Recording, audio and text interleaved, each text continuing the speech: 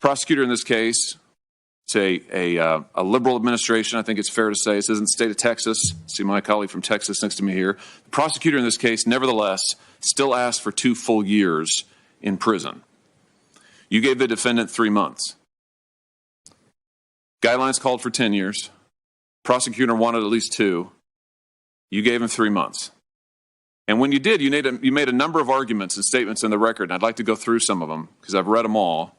And the first argument you made was that the federal guidelines that punished child porn offenders, the ones that Congress wrote, were, and I'm quoting you now, are in many ways outdated. That's your quote. And you went on to say about why you thought they were outdated. I'm going to quote you again. You say, and I quote, "I don't feel that it's appropriate to increase the penalty on the basis of the number of images or prepubescent victims," meaning little kids, "as the guidelines require, because these circumstances exist in many cases, if not most, and don't signal an especially heinous or egregious child pornography offense," end quote. I just want to ask you about that because I just have to tell you I'm having a hard time wrapping my head around it.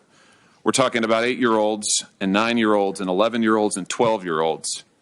He's got images of these, the government said added up to over 600 images, gobs of video footage of these children, but you say this does not signal a heinous or egregious child pornography offense. Help me understand that. What word would you use if it's not heinous or egregious? How would you describe it?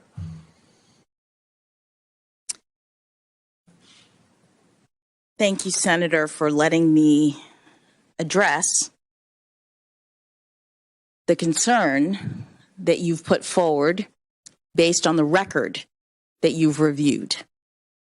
As a judge who is a mom and has been tasked with the responsibility of actually reviewing the evidence that you would not describe in polite company, the evidence that you are pointing to, discussing, addressing in this context is evidence that I have seen in my role as a judge.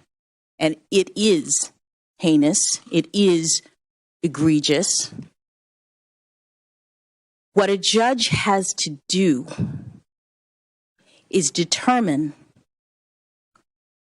how to sentence defendants proportionately consistent